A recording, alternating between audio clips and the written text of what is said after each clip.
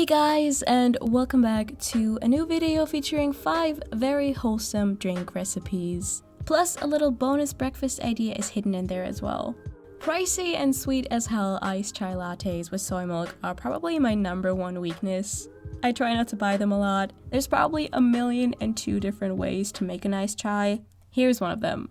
To a small saucepan, add a bunch of different spices. All of these can be substituted for the ground up version. So here we have cinnamon sticks, cloves, allspice, anise, nutmeg, and black pepper.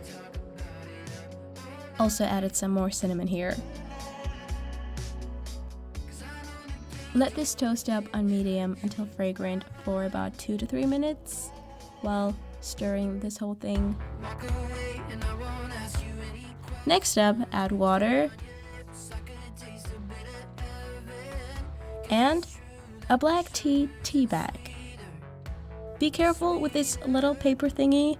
Once as a kid I burnt this when trying to make tea, so yeah, just remove it to be safe. Take out the tea bag. Add vanilla and agave, or another sweetener of choice. Then remove it from the heat. Use a mesh strainer, or in my case a coffee filter, to remove the spices. You can definitely reuse these for another batch of chai or hot chocolate or spiced coffee. I'll have some notes in the description about making bigger batches of this, since I'm only making like 2 cups here. Add some ice to your glass, followed by about a cup of the chai mix. And then for the milk part, I'm using a mix between oat milk and soy cream. You can also add extra cinnamon or sweetener if you like, and the milk-tea ratio is also up to your preference, of course.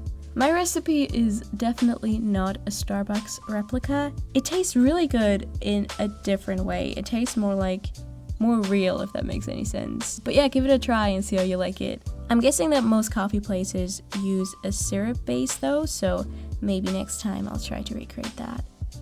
For idea number 2, we're making iced chocolate. This has been a recent favorite of mine, mainly because it's so simple to make.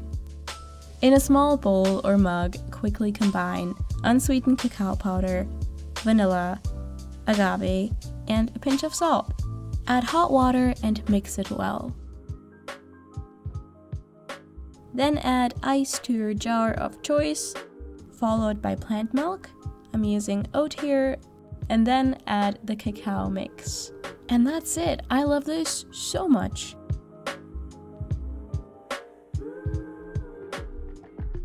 Moving on to idea number 3. Now, when I think about my favorite drinks of all time, my 8-year-old self would easily say the strawberry milkshake from McDonald's. I haven't had that in like 10 years, but here's a healthier version that is weirdly close to the memory I have of this drink in my head. Blend up the following things: cashews that have been soaking in water overnight, soft dates, frozen strawberries, vanilla. I'm actually using vanilla in the aroma form, so it's not real vanilla.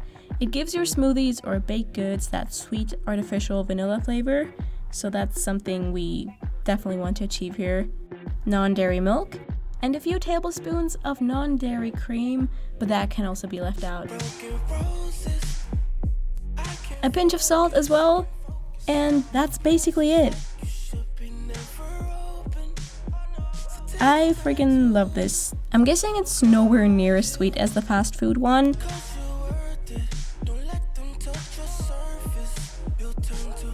For idea number 4, we are recreating a fancy pink coffee shop latte. To a small saucepan, add non-dairy milk of choice, beet juice, vanilla, agave, and lemon zest. I'm using the packaged one, but yeah, fresh is definitely better. Bring this to medium heat. In the meantime, take out the milk frother you surely have lying around somewhere.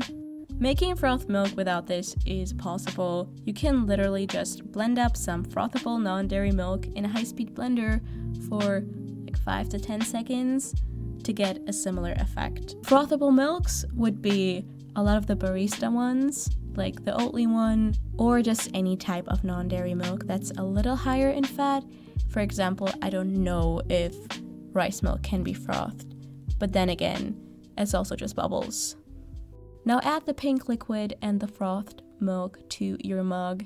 You can alternate the two to get some sort of a layered effect, ending it with a frothed milk, of course. But that's it. I would not suggest you make this recipe if you hate beets. If you only tolerate them like I do, I'm sure you're gonna enjoy this as well. I think it's really yummy. It definitely has a unique taste to it though. The reason I made this drink is because my parents have an insane amount of beet juice at home. My mom just always reads up on how healthy it is, buys it, but never drinks it. So yeah, this is a great way to get rid of those. If you have ideas of what to do with beet juice, then definitely let me know in the comments.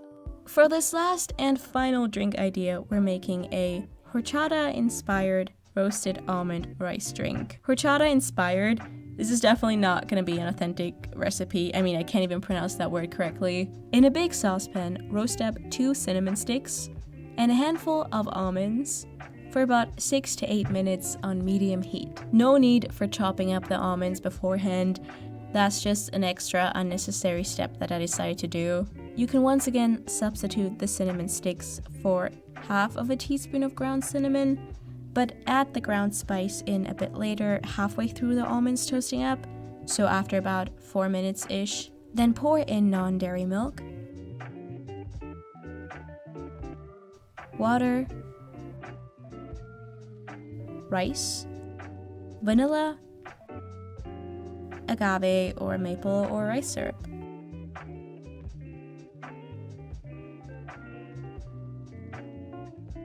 Bring the mix up to a quick boil, then remove it from the heat and pop the lid on. Either let it sit on the counter for about 3 hours or put it in the fridge overnight. On to the next day. Remove the cinnamon sticks if you use them, and then pour this mixture into your blender, adding extra water or non-dairy milk and blending it for 5 seconds max. I gotta be honest, I had my little qualm with this recipe at first. The first time I did this, I blended it for way too long. By too long, I mean like 20 seconds maybe. And so the rice broke apart too fine, to the point where once I got to the straining part, which is the next step by the way, the fine mesh strainer I used could not catch the micro parts of rice. So I then resorted to making porridge out of this. So I simply just added the liquid to the pot, added about a cup of small cut oats to it, and let it cook on medium-low for like 10 to 15 minutes. Season to taste with agave, salt, cinnamon. This was so good. So the next day, I decided to make this again. Like I said, blend it for just 5 seconds and then strain it.